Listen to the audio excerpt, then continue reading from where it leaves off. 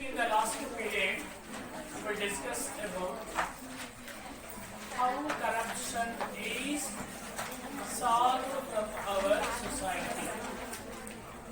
Remember how corruption is rooted out from our society. ಹೇಗೆ ನಮ್ಮ ಭಾರತದಿಂದ ಈ ಕರಪ್ಷನ್ ಅನ್ನು ನಾವು ಹೋಗಲಾಡಿಸಬಹುದಪ್ಪ ಹಾಗೆ ನೋಡ್ತಾ ಹೋದಾಗ one is political will. Political will and public support is inevitable.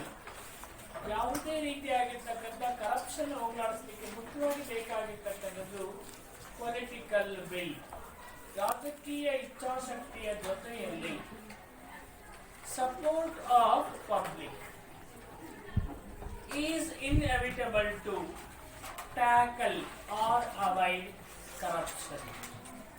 Along with these items, so political leadership, strong political leadership, plus good officials and political aware and educated public can weed out corruption. ಈ ನಾಲ್ಕು ಜನರಿಂದ ಸಾಧ್ಯ. ಯಾರ್ಯಾರು? ಒಳ್ಳೆ efficient leader ಬೇಕು ನಮಗೆ. ರಾಜ್ಯವನ್ನು ಆಳ್ತಕ್ಕಂಥ ವ್ಯಕ್ತಿ ಆಗ್ಬೋದು, ದೇಶವನ್ನು ಆಳ್ತಕ್ಕಂಥ ವ್ಯಕ್ತಿ ಬಹಳ ಎಫಿಸಿಯೆಂಟ್ ಇರಬೇಕು. It is possible to avoid corruption. Then good officials, ಉತ್ತಮವಾಗಿರ್ತಕ್ಕಂಥ ಲಂಚವೇ ಬೇಡ ನನಗೆ ಅಂತಕ್ಕಂಥ ಅಧಿಕಾರಿಗಳು ಬೇಕು. Good officers and political aware, ಎಲ್ಲರಲ್ಲೂ ಸಹ ರಾಜಕೀಯ ಜಾಗೃತಿ ಇರಬೇಕು. ನಾವು ಇದು ಮಾಡಿದ್ರೆ ಸರಿನೇ ಅಥವಾ ತಪ್ಪೇ ಅಂತಕ್ಕಂಥ ಯೋಚನೆ ಮಾಡ್ತಕ್ಕಂತಹ ಪೊಲಿಟಿಕಲ್ ಅವೇರ್ನೆಸ್ ಬೇಕಾಗುತ್ತೆ. ಅಂಡ್ ಎಜುಕೇಟೆಡ್ ಪಬ್ಲಿಕ್, ಎಲ್ಲರಲ್ಲೂ ಸಹ ವಿದ್ಯಾಭ್ಯಾಸ ಹೊಂದಿರತಕ್ಕಂಥ educated public can weed out our corruption. ನೋಡಿ, ಈ ನಾಲ್ಕು ಜನರಿಗೆ ಸಾಧ್ಯ. Good leadership, good officers, then educated publics and political awareness. These four items are trying to root out corruption from our society. ಅವುಗಳ ಜೊತೆಯಲ್ಲಿ ಮುಖ್ಯವಾಗಿ to root out corruption some of the institutions, ಕೆಲವು ಸಂಘ ಸಂಸ್ಥೆಗಳನ್ನು ನಾವು ಕಾಣ್ತೀವಿ. Remember, to root out the corruption, some of the important institutions like Lokpal and Lokayukta. Every day we start the TV, some news are came.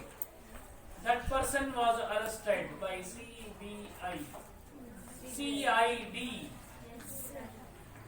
ದಾಳಿ ಮಾಡಿದರೆ, ಅವ್ರ ಮನೆ ಮೇಲೆ ದಾಳಿ ಮಾಡಿದರೆ ಎಷ್ಟು ಅಕ್ರಮವಾಗಿರ್ತಕ್ಕಂಥ ಸಂಪತ್ತು ಇತ್ತು.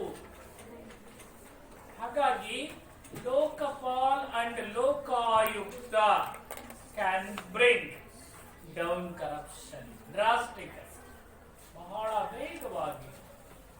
ಇವತ್ತು ಭ್ರಷ್ಟಾಚಾರವನ್ನು ತಡೆಯಲಿಕ್ಕೆ ಪ್ರಯತ್ನ ಮಾಡ್ತಕ್ಕಂಥ ಎರಡು ಪ್ರಮುಖವಾಗಿರ್ತಕ್ಕಂಥ ಇನ್ಸ್ಟಿಟ್ಯೂಷನ್ಸ್ ಅಂದರೆ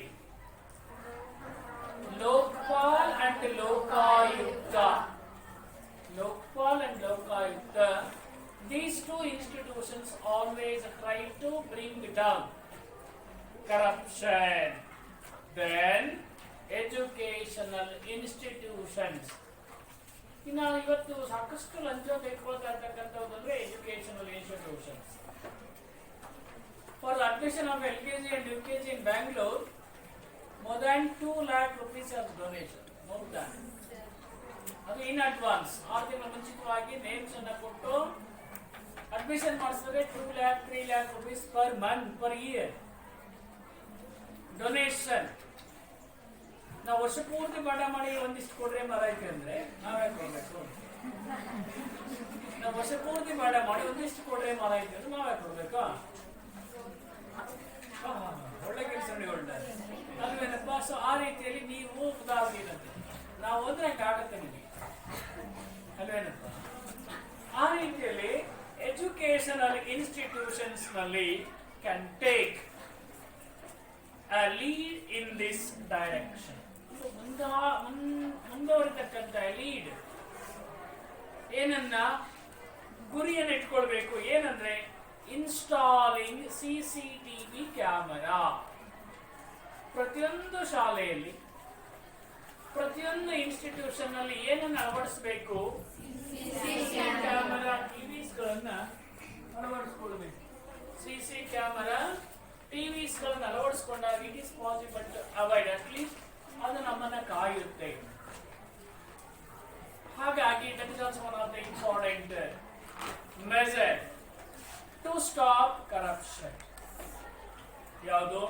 installing CC camera, TV camera in the government offices, and also increasing efficient of government work. ಅಳವಡಿಸೋದ್ರ ಮುಖಾಂತರವಾಗಿ ಸರ್ಕಾರದ ಕಾರ್ಯಕ್ಷೇತ್ರವನ್ನು ಇಂಪ್ರೂವ್ ಮಾಡತಕ್ಕಂಥದ್ದು. Increasing efficiency of government work.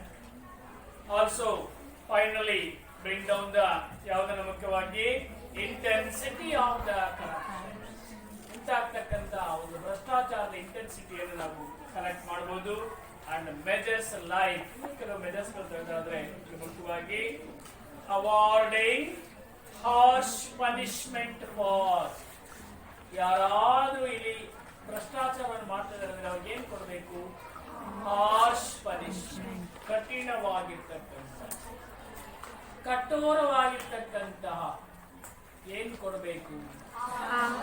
Punishment should be given to that person. Harsh punishment should be given to that person. Then finally, increasing the number of courts.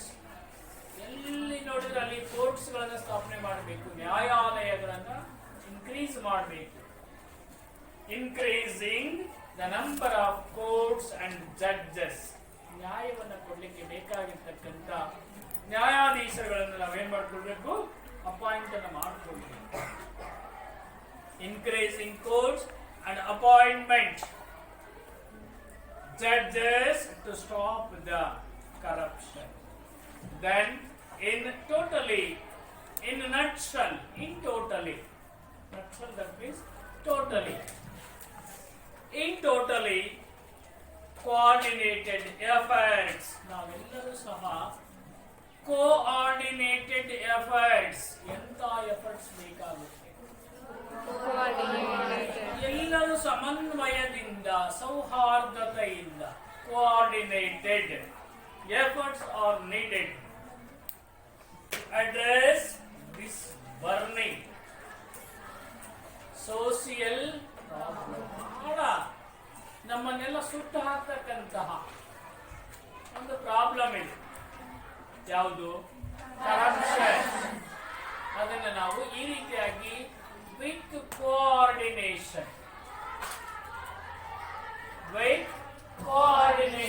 efforts we try to avoid corruption. So then after, another important problems of our country is discrimination. ತಾರತಮ್ಯವನ್ನು ಮಾಡ್ತಕ್ಕಂಥದ್ದು ನಮ್ಮ ಸೊಸೈಟಿಯಲ್ಲಿ. Another important problems of our society is discrimination. Another important problem of our country is discrimination. So, this discrimination ಅನ್ನು ಯಾವ ಆಧಾರದ ಮೇಲೆ ಮಾಡ್ತೀವಪ್ಪ ನಾವು? Discrimination is based on gender.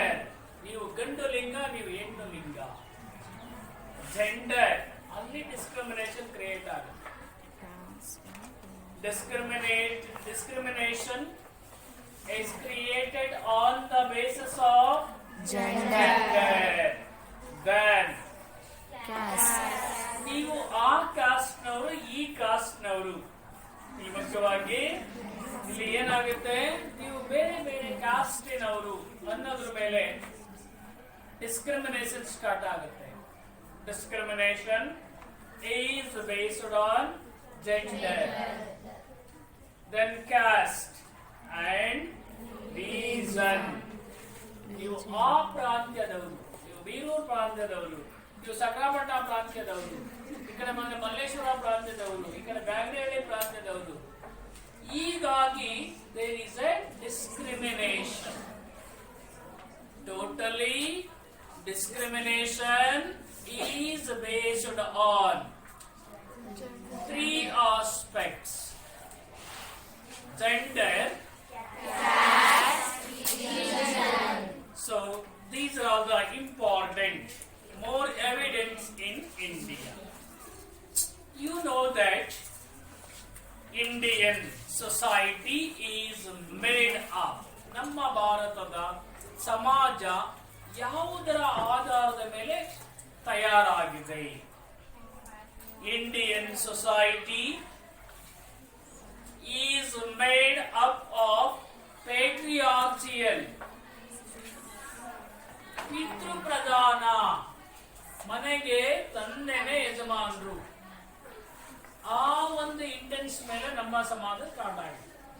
Indian society is made up on the basis of patriarchal value. ಪಿತೃ ಪ್ರಧಾನವಾಗಿರ್ತಕ್ಕಂಥ ಕುಟುಂಬ ನಮ್ಮ ಮನೆಯಲ್ಲಿ ತಂದೆನೇ ಬಾಸ್. ಅನಿವಾರ್ಯ ಇಲ್ಲದೆ ಇರೋ ಮನೆಯಲ್ಲಿ ಅಣ್ಣ ಅಥವಾ ತಾಯಿ ನೋಡ್ಕೊಳ್ತಾರೆ. ಮನೆಗೆ ಹಿರಿಯರು ಅಂದ್ರೆ ತಂದೆಯನ್ನು ಬಿಟ್ರೆ ಹಿರಿ ಮಗ, ಅವನು ಆಸ್ ಲೈಕ್ ಫಾದರ್. ಮನೆಯಲ್ಲಿ ತಂದೆಯ ಸ್ಥಾನವನ್ನು ತುಂಬತಕ್ಕಂಥ ವ್ಯಕ್ತಿ ಅಂದ್ರೆ ಹಿರಿ ಮಗ. ನೀವು ಕಿರಿ ಮಕ್ಕಳಿಗೆಲ್ಲ ಬರೀ ತಿಂದು ಹಿರಿಯ ಮಕ್ಕಳಿಗೆ ತುಂಬಾ ಜವಾಬ್ದಾರಿ ಇರುತ್ತೆ. ಹಿರಿಯ ಮಕ್ಕಳಿಗೆ ತುಂಬಾನೇ ಜವಾಬ್ದಾರಿ ಇರುತ್ತೆ. ಸೊ ಹಾಗಾಗಿ ಮುಖ್ಯವಾಗಿ like clear, India society is made up of patriarchal values. Patriarchal values. So these patriarchal values discriminate the role of women. ಗಂಡಸರಿಗೆ ಸಮಾನವಾಗಿ ಕೆಲಸ ಮಾಡತಕ್ಕಂಥದ್ದು ತಾಯಿ. ಗಂಡು ಮಕ್ಕಳು ಸ್ವಲ್ಪ ಕೆಲಸ ಕಡಿಮೆ ಮಾಡಿದ್ರು ಸಹ ತಾಯಿ from early in the morning late go to bed ವರೆಗೂ ಸಾಕಷ್ಟು ಕೆಲಸವನ್ನು ಮಾಡ್ತಾರೆ. ಇಟ್ ಇಸ್ ಇಂಪಾಸಿಬಲ್, ಬೇರೆ ಯಾಕೆ ಸಾಧ್ಯನೇ ಇಲ್ಲ ಅಲ್ವಾ? ಆದ್ರೂ ಸಹ ಮುಖ್ಯವಾಗಿ ಇನ್ ಅವರ್ ಸೊಸೈಟಿ, ಎಂತ ಸೊಸೈಟಿ, ಪೇಟ್ರಿಯಾರ್ಚಿಯಲ್ ವ್ಯಾಲ್ಯೂ ಇರ್ತಕ್ಕಂಥ ಸೊಸೈಟಿಯಲ್ಲಿ ಡಿಸ್ಕ್ರಿಮಿನೇಟ್ ಆಗ್ತಾ ಇದೆ. ಯಾರಿಗೆ? So women and men according to the patriarchal values. ಪಿತೃಪ್ರಧಾನ ಕುಟುಂಬದಲ್ಲಿ ನಾವು ಸಾಕಷ್ಟು ತಾರತಮ್ಯವನ್ನು ಮಾಡ್ತೀವಿ. ತಾಯಿ ಮತ್ತು ತಂದೆ ಮತ್ತು ತಾಯಿ ಮಧ್ಯದಲ್ಲಿ ಅಥವಾ ಗಂಡು ಮತ್ತು ಹೆಣ್ಣಿನ ಮಧ್ಯದಲ್ಲಿ ಸಾಕಷ್ಟು ನಾವು ಏನ್ ಮಾಡ್ತೀವಿ, ಡಿಫರೆನ್ಸಿಯೇಷನ್ ಮಾಡ್ತಾ ಹೋಗ್ತೀವಿ. Because Indian family is a patriarchal value family, so there is a discrimination, the role of women and men. So finally remember, yaudali patriarchal values. So hence inequalities are there between men and women. But namma samajadalli there is inequality. ಇದೆ ತಾನು ಇವತ್ತಿಗೂ ಕೆಲವು ಕಡೆ ಇದೆ. ಆದ್ರೂ ಎಲ್ಲಾ ಫ್ಯಾಮಿಲಿಯಲ್ಲಿ ಇವತ್ತಿಗೂ ಸಹ ಇನ್ಇಕ್ವಾಲಿಟಿ ಇದೆ. ಗಂಡಸರಿಗೆ ಇರ್ತಕ್ಕಂಥ ಸ್ಥಾನ ಮಾನ ಹೆಣ್ಮಕ್ಳಿಗೆ ಕಡಿಮೆ ಅಲ್ವಾ? ಅದು ಯಾಕೆ ಹಂಗ್ ಮಾಡ್ತಾರೋ ಗೊತ್ತೇ ಇಲ್ಲ. ಆಲ್ಮೋಸ್ಟ್ ಆಲ್ ಇವತ್ತು ಏನಾಗ್ತಾ ಇದೆ, ಆದಷ್ಟು ಏನು ಗಂಡು ಮಕ್ಕಳಿಗೆ ಕೊಟ್ಟಿದ್ದಂತ ಫ್ರೀನೆಸ್ ಅನ್ನ, ಸ್ವಾತಂತ್ರ್ಯವನ್ನ ಹೆಣ್ಣು ಮಕ್ಕಳಿಗೆ ಕೊಡಲ್ಲ. ಅಂದ್ರೆ ನಿಮ್ಮ ಮೇಲೆ ಅಷ್ಟೊಂದು ಭಯ. ನಿಜವಾಗ್ಲು ಯಾಕೆ ಭಯ ಅಂದ್ರೆ ಏನು ಮಾಡಿಬಿಟ್ಟಿರ ಅಂತ. ಮಾಡಬಾರ್ದನ್ನ ಮಾಡಿಬಿಟ್ಟಿರಾ ನೀವು ಅಂತೇಳಿ ಭಯ ಎಲ್ಲಾ ಕಡೆನೂ ಕಾಡ್ತಾ ಇದೆ ಇವತ್ತು. ಹಂಗಾಗಿ ನಿಮ್ಮನ್ನ 8 ಗಂಟೆ ಮೇಲ್ಬಿಟ್ಟು ಹೊರಗೆ ಕಳ್ಸಲ್ಲ, ಯಾಕೆ ವ್ಯಕ್ತಿಗೆ ಬರ್ತಿದ್ರು. ಅದೇ ಕಂಟಿನ್ಯೂ 12 ಗಂಟೆಗೆ ಬಂದ್ರು ಅವ್ರು ಏನ್ ಬಿಡಲ್ಲ, ಬಂದಿತ್ತು ಮನೆ ಕೂಡ ಕಾಳಜಿ ಅಲ್ವಾ. ಓಕೆ, ಆ ರೀತಿಯಲ್ಲಿ ಮುಖ್ಯವಾಗಿ ಎನ್ಸ್ ವಾಟ್ ಎವರ್ ಯಾವುದೇ ವ್ಯಾಲ್ಯೂಸ್ ಮುಖ್ಯವಾಗಿ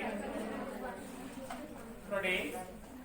ಸೊ ಇಲ್ಲಿ ಹೆನ್ಸ್ ಏನಾಗ್ತದೆ ಇಲ್ಲಿ ಮುಖ್ಯವಾಗಿ, so there is an inequalities between men and women. So out of society, ನಮ್ಮ ಸಮಾಜದಲ್ಲಿ ಸಾಕಷ್ಟು ಡಿಫರೆನ್ಸಿಯೇಷನ್. ಸೊ ಹಾಗಾಗಿ ಗವರ್ನಮೆಂಟ್ ಏನ್ ಮಾಡಿದೆ, government of India undertaken various measures. ಸರ್ಕಾರ ಇವತ್ತು ಹೆಣ್ಮಕ್ಕಳನ್ನ ಮುಂದಕ್ಕೆ ತರಲಿಕ್ಕೆ ಸಾಕಷ್ಟು ಕ್ರಮಗಳನ್ನು ಕೈಗೊಂಡಿದೆ. Government of India undertaken various measures to improve the conditions of women. ಹಾಗಾದ್ರೆ ಮೊದಲನೇದಾಗಿ ಏನ್ ಕೊಡ್ತದೆ ಸರ್ಕಾರ ನಿಮ್ಮನ್ನ ಮುಂದಕ್ಕೆ ತರಲಿಕ್ಕೆ ಏನೆಲ್ಲ ಪ್ರಯತ್ನಗಳನ್ನು ಮಾಡಿದೆ? Point number 1, providing reservation in education and employment. ಇವತ್ತು ನಿಮಗೆ ಸಾಕಷ್ಟು ರಿಸರ್ವೇಶನ್ ಕೊಟ್ಟಿದೆ. ಬರೀ ಆ ಪ್ಲೇಸ್ಗಳಿಗೆ ಹೆಣ್ಣು ಮಕ್ಕಳೇ ಬರಬೇಕು. ಒನ್ಸ್ ಅಪಾನ್ ಎ ಟೈಮ್ ಶಾಲೆಯಲ್ಲಿ ಯಾರಾದ್ರೂ ಲೇಡೀಸ್ ಟೀಚರ್ಸ್ ಆದ್ರೂ ಆಶ್ಚರ್ಯ, ಹೆಣ್ಮಕ್ಳು ಟೀಚರ್ ಇದಾರಂತೆ.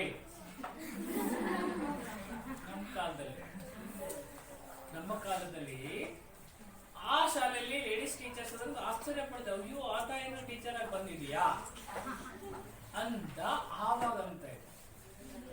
ಈಗ ಎಲ್ಲಿ ಗಂಡು ಮಕ್ಕಳಿದ್ರೆ ಆ ಶಾಲೆಯಿಂದ ಹುಡುಕ್ಬೇಕಾಗುತ್ತೆ. ಎಲ್ಲಿದ್ದಾರೆ ಗಂಡು ಮಕ್ಕಳು? ಬರೀ ಎಲ್ಲಿ ನೋಡಿದ್ರು ಬರೀ ಮಹಿಳೆಯರೇ. ಆಲ್ಮೋಸ್ಟ್ ಆಲ್ ಹೆಣ್ಮಕ್ಳೇ ಟೀಚರ್ಸ್ಗಳೆಲ್ಲ. ಒಂದು ಹೆಣ್ಮಕ್ಳು ಎಷ್ಟು ಫಾಸ್ಟ್ ಆಗಿದ್ದಾರೆ ಅಂದ್ರೆ ಬಸ್ ಡ್ರೈವರ್ಸ್ ಗಳು ಹೆಣ್ಮಕ್ಳು ಡ್ರೈವಿಂಗ್ ಮಾಡ್ತಕ್ಕಂಥ. ಬಟ್ ಲಾರಿ ಓಡಿಸೋದು ಬಸ್ ಓಡಿಸೋದು ಮಾಡ್ತಾರೆ ಹೆಣ್ಮಕ್ಳು ಅಂದ್ರೆ ಎಷ್ಟು ಮಟ್ಟಿಗೆ ಅವ್ರು ಇವತ್ತು ಮುಂದುವರೆದಿದ್ದಾರೆ. ಯಾವುದ್ರಲ್ಲೂ ಕಡಿಮೆ ಇಲ್ಲ ನಾವು ಗಂಡು ಮಕ್ಕಳಿಗೆ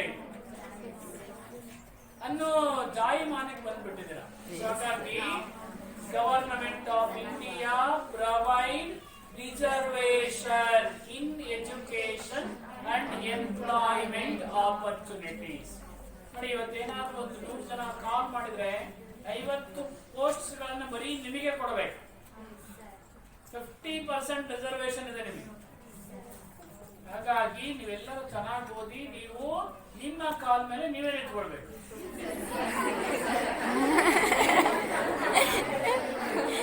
ಮತ್ತೆ ಬೇರೆಯವ್ರ ಕಾಲ್ ಮೇಲೆ ಹೋಗಿ ಅದು ಸ್ವಲ್ಪ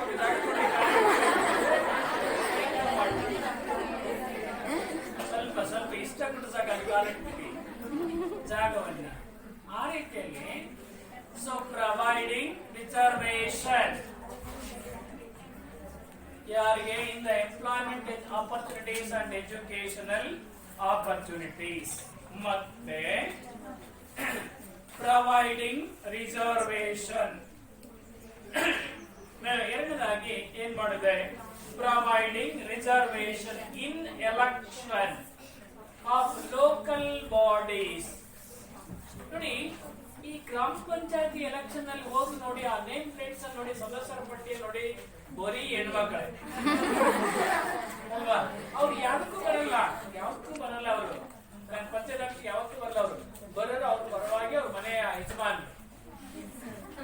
ರಿಸರ್ವೇಶನ್ ಇದೆ ಅಂತೇಳಿ ನಿಲ್ಲಿಸ್ತಾರೆ, ಗೆದ್ದು ಬಿಡ್ತಾರೆ. ಅವ್ರು ಏನು ಗೊತ್ತಿಲ್ಲ.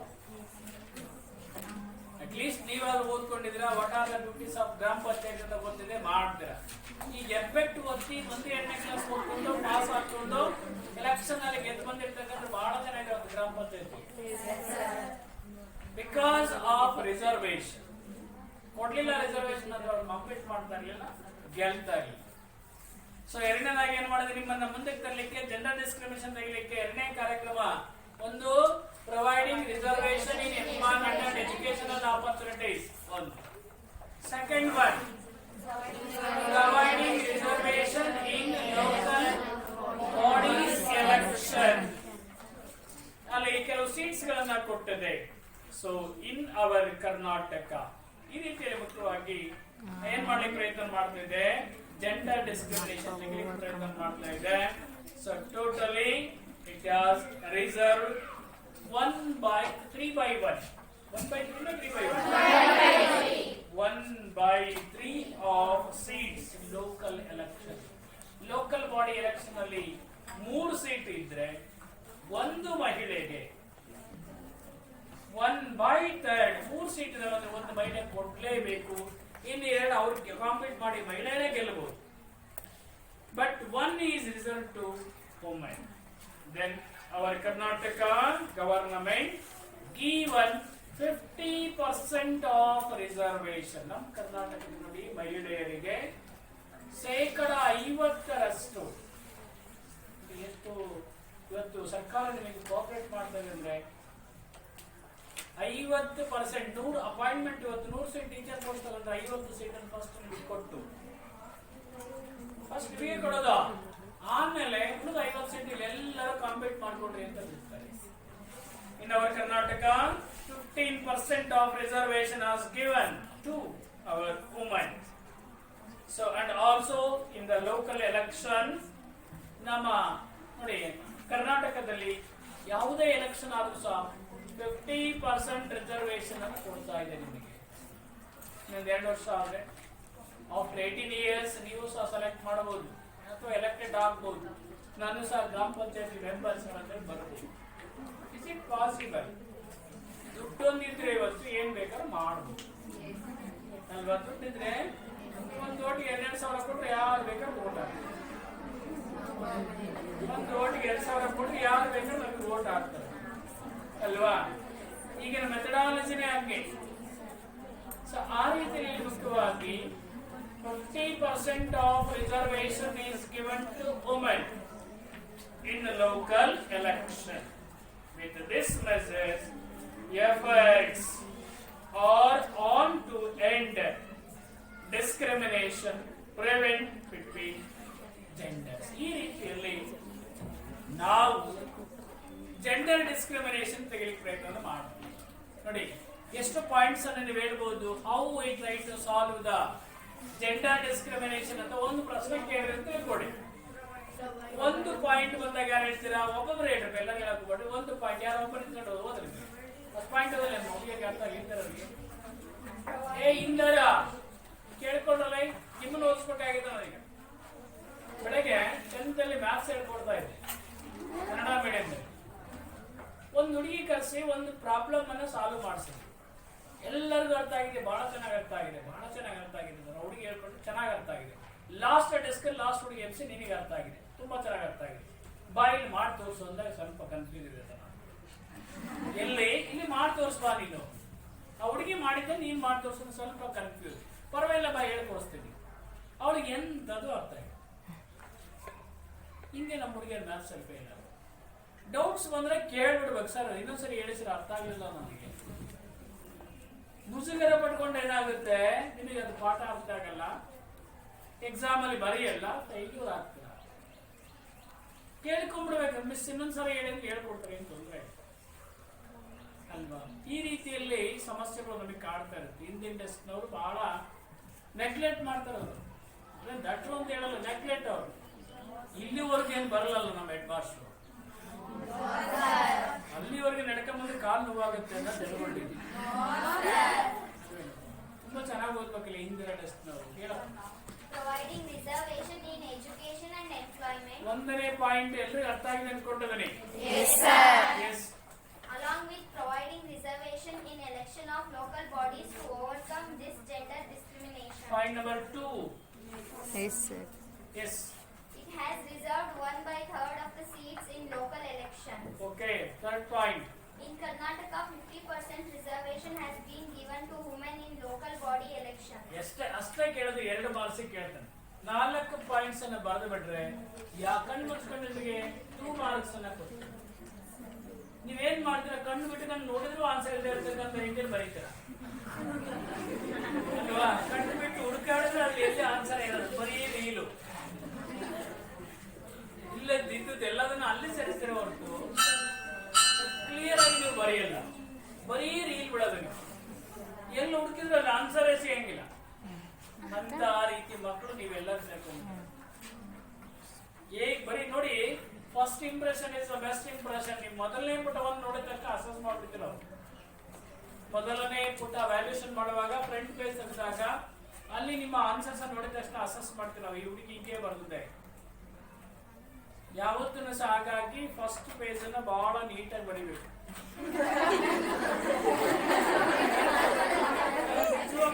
ಆಮೇಲೆ ಪಾಸಿಟಿವ್ ಆಟಿಟ್ಯೂಡ್ಸ್ ಕ್ರಿಯೇಟ್ ಆಗುತ್ತೆ ನಿಮ್ಮ ಮೇಲೆ.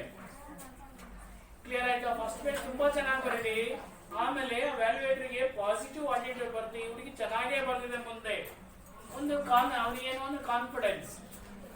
ಒಂದು ವೇಳೆ ಅಲ್ಲಿ ಏನಾದ್ರು ತಪ್ಪು ಕಂಡು ಬಂದ್ರು ಸಹ ಅದನ್ನ ಮಾರ್ಕ್ ಮಾಡ್ದಂಗೆ ರೈಟ್ ಕೂತ್ಕೊಂಡು ಹೋಗ್ತಾರೆ. ಹಾಗಾಗಿ ನೀವು ಫಸ್ಟ್ ಪೇಜ್ ಅನ್ನ ಬಹಳ ಅಕ್ಯುರೇಟ್ ಆಗಿ ಬರೀಬೇಕು. ಹಾಗಂತ ಕೊನೆಗೆ ಏನ್ ಬೇಕು ಅದನ್ನೇ ಬರೀತೀವಿ ಅಂತಲ್ಲ, ಆಲ್ಮೋಸ್ಟ್ ಆಲ್ ನಿಮಗೆ ಪಾಸಿಟಿವ್ ಆಟಿಟ್ಯೂಡ್ಸ್ ಕ್ರಿಯೇಟ್ ಆಗುತ್ತೆ in the minds of valuator. ಹಾಗಾಗಿ ತುಂಬಾ ನೀಟಾಗಿ ಈ 4 ಪಾಯಿಂಟ್ಸ್ ಗಳು ಬಹಳ ಇಂಪಾರ್ಟೆಂಟ್. ಜೆಂಡರ್ ಡಿಸ್ಕ್ರಿಮಿನೇಷನ್ ಅವಾಯ್ಡ್ ಮಾಡಿ. ಲಿಂಗ ತಾರತಮ್ಯವನ್ನು ತೆಗಿಲಿಕ್ಕೆ ಇರ್ತಕ್ಕಂಥ ಪ್ರಮುಖವಾಗಿರ್ತಕ್ಕಂಥ 4 ಅಂಶಗಳು ಅಂದ್ರೆ ಇವು. ಇನ್ನು ಅದಾದ ನಂತರ ಇನ್ನೊಂದು ಇನ್ನೊಂದು ತಾರತಮ್ಯವನ್ನು ಮಾಡ್ತೀವಿ ನಾವು. ಯಾವ ಬೇಸಿಸ್ ಮೇಲೆ? ಕ್ಯಾಸ್ಟ್ ಬೇಸ್ ಮೇಲೆ. ನೀನು ಆ ಕ್ಯಾಸ್ಟ್, ನಾವು ಈ ಕ್ಯಾಸ್ಟ್, ನಿನಗೆ ರಿಸರ್ವೇಶನ್ ನಿನಗಿಲ್ಲ, ನೀನ್ ಫೀಸ್ ಕಟ್ಟು, ನೀನ್ ಕಟ್ಟಬೇಡ. ನೀವು ಅಪ್ಪರ್ ಕ್ಯಾಸ್ಟ್, ನಾವು ಲೋಯರ್ ಕ್ಯಾಸ್ಟ್. ಹಿಂಗೆ ಕ್ಯಾಸ್ಟ್ ಡಿಸ್ಕ್ರಿಮಿನೇಷನ್ ಅನ್ನು ನಾವು ಮಾಡಿ ಎಲ್ಲ ಕಡೆ ಇದೆ.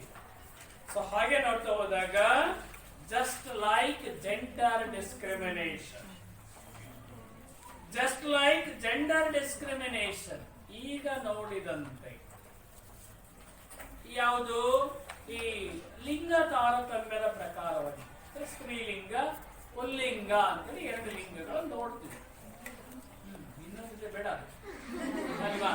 ಸೊ ಆ ರೀತಿಯಲ್ಲಿ just like gender discrimination, caste discrimination is also challenge to our country. ನಮ್ಮ ದೇಶದ ಮತ್ತೊಂದು ಚಾಲೆಂಜ್ ಷರತ್ತು ಅಂದರೆ ಯಾವುದು? caste based discrimination. As like gender discrimination, caste based discrimination is also one of the important one. Remember, caste system is a gift. ನಮಗೂ ನಿಮಗೂ ಒಡೆದು ಬಂದಿರತಕ್ಕಂಥ ಕಾಣಿಕೆ, ಗಿಫ್ಟ್. ಅದು ಯಾವುದು? caste system is a gift. ಯಾರಿಗೆ? To Indian political system. ನೋಡಿ, ಇವತ್ತು ರಾಜಕೀಯ ನಿಂತಿರ್ತಕ್ಕಂಥದ್ದೇ ಕಾಸ್ಟ್ ಆಧಾರದ. ಇವರು ನಮ್ಮ ಮುಖ್ಯಮಂತ್ರಿಗಳು, ಇವರು ನಮ್ಮ ಮುಖ್ಯಮಂತ್ರಿಗಳು ಅಂತ ಹೇಳ್ಕೊಳ್ತೀವಿ ನಾವು. ಹಿಂದೆ ಇದ್ದಾಗ ಇವರು ನಮ್ಮ ಮುಖ್ಯಮಂತ್ರಿಗಳು ಅಂತ ಹಿಂದಿನವ್ರು ಹೇಳ್ಕೊಡ್ತಾ ಇದ್ರು.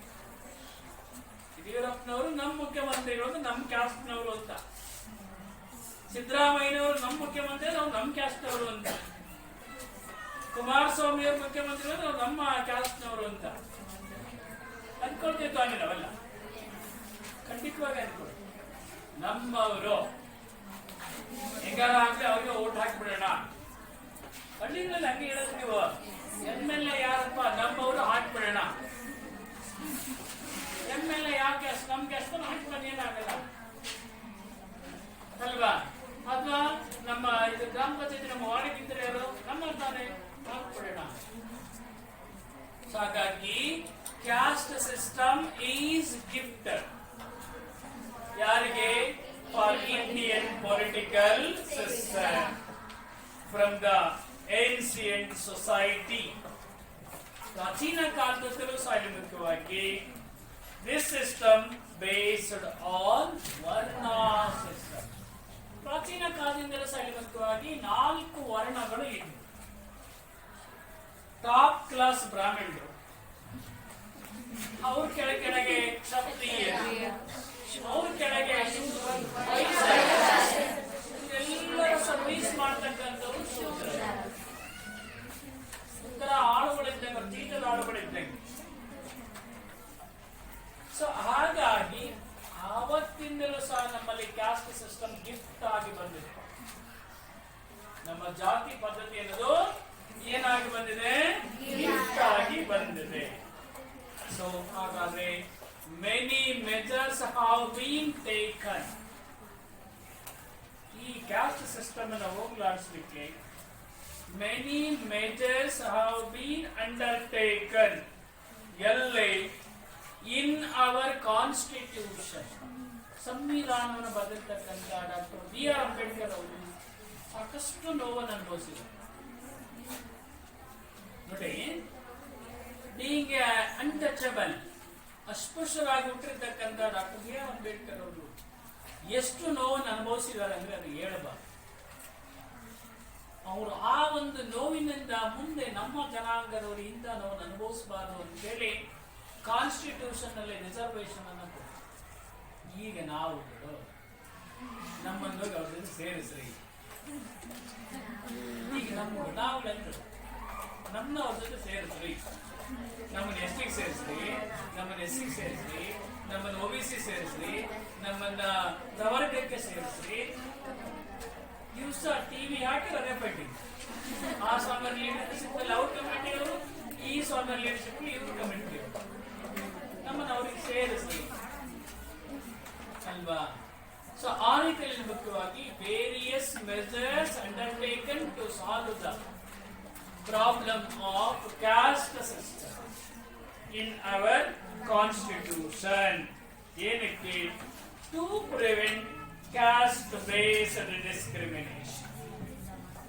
ಈ ಕ್ಯಾಸ್ಟ್ ಬೇಸ್ಡ್ ಡಿಸ್ಕ್ರಿಮಿನೇಷನ್ ತಡೆಗಟ್ಟಲಿಕ್ಕೆ ನಾವೆಲ್ಲರೂ ಸಹ ಸಾಕಷ್ಟು ಪ್ರಯತ್ನವನ್ನ ಮಾಡ್ತಾ ಇದ್ದೀವಿ. ಹಾಗಾದ್ರೆ ನಮಗೆ ಕಾನ್ಸ್ಟಿಟ್ಯೂಷನ್ ಏನ್ ಕೊಡ್ತಿದೆಯಾ?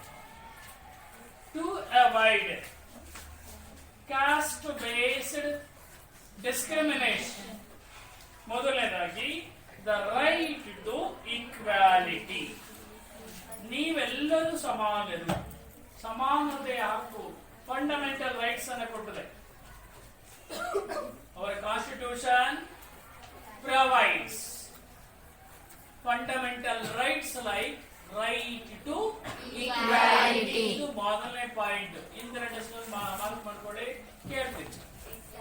So what are the measures undertaken by the government to eradicate, to removal of caste based discrimination? Point number 1 is right for equality. Point number 1. No. Point number 1. Second one ಬಂದಾಗ the right for freedom. ಎರಡು ಹಕ್ಕನ್ನ ಕೊಟ್ಟಿದೆ. ಒಂದು ಸ್ವಾತಂತ್ರ್ಯದ ಹಕ್ಕು, ಇನ್ನೊಂದು ಸಮಾನತೆಯ ಹಕ್ಕು. ಎಲ್ರಿಗೂ ಫ್ರೀಡಮ್ ಇದೆ, ಸ್ವಾತಂತ್ರ್ಯ ಇದೆ, ಪ್ಲಸ್ ಸಮಾನತೆ, ಈಕ್ವಾಲಿಟಿ. ಯಾರಿಗೆ? So to the human beings in the part of 3rd of our Indian Constitution. ನಮ್ಮ ಸಂವಿಧಾನದ 3ನೇ ಭಾಗದಲ್ಲಿ ಏನನ್ನ ಕೊಟ್ಟಿದೆ? 2 ರೈಟ್ಸ್ ಕೊಟ್ಟಿದೆ. First right is right to equality, right to freedom. But this caste system as constituted continued, ಇವತ್ತು ಮುಂದುವರೆದಿದೆ. even all areas, all the efforts of government today, caste system is continued. Anybody ಯಾರಾದ್ರೂ ಬಂದು ನೀವು ಯಾವ ಜಾತಿಯವರು ಅಂತ ಕೇಳಿದ್ರೆ ಯಾವತ್ತೂ ಸಹ ಪಟ್ಟಣ ನಮ್ಮ ಜಾತಿ ಹೇಳ್ಬೇಕು. ಯಾರಾದ್ರೂ ಹೊರಗಿನವರು ಬಂದ್ರು, ಯಾವ್ದಕ್ಕಂದ ಕ್ಯಾಸ್ಟ್ ನಿಮ್ದು ಅಂತ ನೀವು ನಿಮ್ ಕ್ಯಾಸ್ಟ್ ಅನ್ನು ಹೇಳಿ.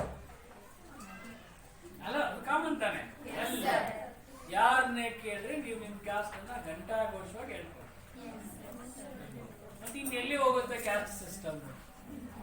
It is impossible. ಸರ್ ಕೇಳಿದಾಗ ಏನು ಹೇಳ್ಬೇಕು? ನಾವೇನು ಕೇಳೋದಿಲ್ಲ. ಸರ್ ಕೇಳಿದ್ರಲ್ಲ ಸರ್, ಎಷ್ಟು ಸಲ ಕೇಳಿದ್ರಿ? ಕ್ಯಾಸ್ಟ್ ಇನ್ಕಮ್ ಸರ್ಟಿಫಿಕೇಟ್ ಜೆರಾಕ್ಸೇ ತಗೊಂಡಿದ್ದೀರಾ?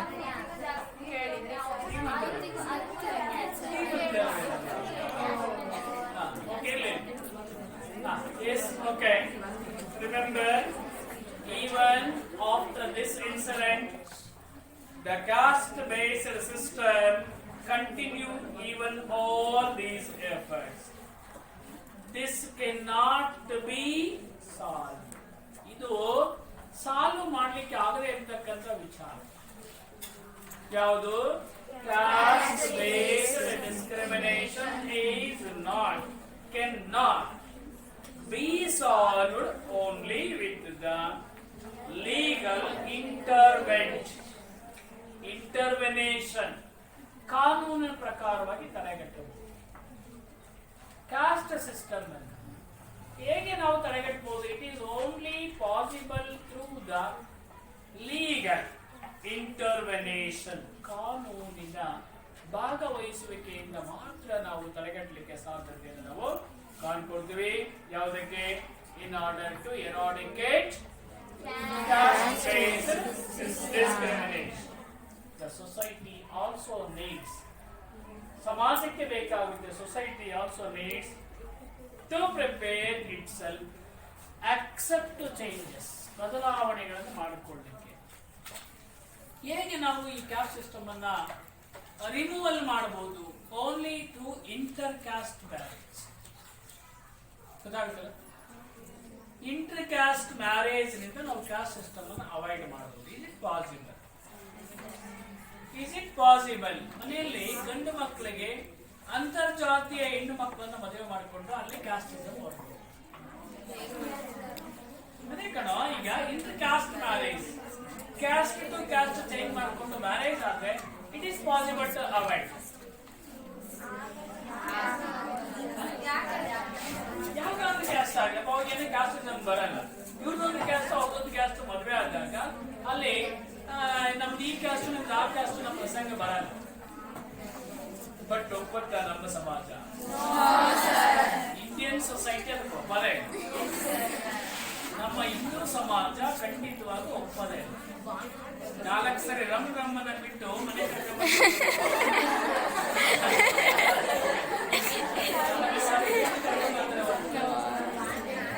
they should not even encourage to intercaste marriage. So that is the important. ಯಾರು ಓದ್ತಾರೆ ಲಾಸ್ಟ್ ಡೆಸ್ಕ್ ಅಲ್ಲಿ what are the measures undertaken by, ಯಾರು ಗೊತ್ತಿಲ್ಲ ನನಗೆ, ಯಾರಾದ್ರೂ ಒಬ್ರು ಎದ್ದುಬಿಟ್ಟು what are the measures undertaken by the government to removal of caste based discrimination. Anybody ಹೆಸರ ಗೊತ್ತಿಲ್ಲ, ಇನ್ನೆಂತ ಕೇಳಿದ್ರೆ ಏನು ಬಂದಿಲ್ಲ ಮಾನಸ ಈ ಎಂತ ಮುಖ ಹೇಳಪ್ಪ. The right for equality and the right for freedom have been included in the ಒಂದೊಂದು ಪಾಯಿಂಟ್ ಹೇಳು, 2 ಪಾಯಿಂಟ್ಸ್ ಮಾಡಬೇಕಲ್ಲ. Point number 1, the right for equality and the right for freedom have been included in the part 3rd of the Indian Constitution. ಅಷ್ಟೇ ಸಾಕಾಗಿದೆ. 2 ಕೊಟ್ಟಿರೋದು. 2 methods ಅನ್ನ government undertaken ಮಾಡ್ಕೊಂಡ್ರೆ ಸಿಟ್ಟು. 1 is 2 points government introduce ಮಾಡಿದ್ರೆ 2 points. ಒಂದು right to equality, right to freedom.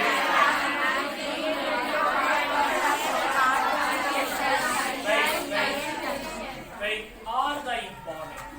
2 measures are undertaken by the government to eradicate caste-based discrimination. ಇನ್ನೊಂದು ನಾವು ಫಾಲೋ ಅಪ್ ಮಾಡ್ತಕ್ಕಂಥದ್ದು ರೀಸನ್ ಬೇಸ್ಡ್. ನಾವು ಕಡೂರಿನವರು, ನೀವು ಬೀರೂರಿನವರು ಮಧ್ಯದಲ್ಲಿ ಬರಬೇಡಿ. ರೀಸನ್, ಇದು ನಮ್ಮ ಪ್ರಾಂತ್ಯ, ಯಾಕೆ ಬರ್ತೀರಾ ನೀವು ಅಂತ ಬೀರೂರಿನವ್ರು ಕೇಳಿದ್ರೆ, ಕಡೂರಿನವ್ರು ಕೇಳಿದ್ರೆ ನೀವ್ ಯಾಕೆ ನಮ್ಮ ಕಡೆ ಬರ್ತೀರಾ? ಹಾಗಾದ್ರೆ ಇಲ್ಲಿ ರೀಸನಲ್ ಇನ್ಬ್ಯಾಲೆನ್ಸ್ ಅಂದ್ರೆ ಏನಪ್ಪ ಇಲ್ಲಿ ಮುಖ್ಯವಾಗಿ, ಅಥವಾ ರೀಸನಲ್ ಡಿಸ್ಕ್ರಿಮಿನೇಷನ್ ಅಂದ್ರೆ ಏನು ಅಂತ ನೋಡಿದಾಗ, ರೀಸನಲ್ inequality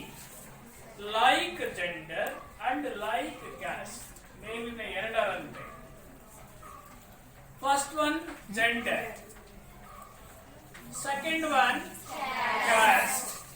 And another one is regional discrimination posed a big challenge.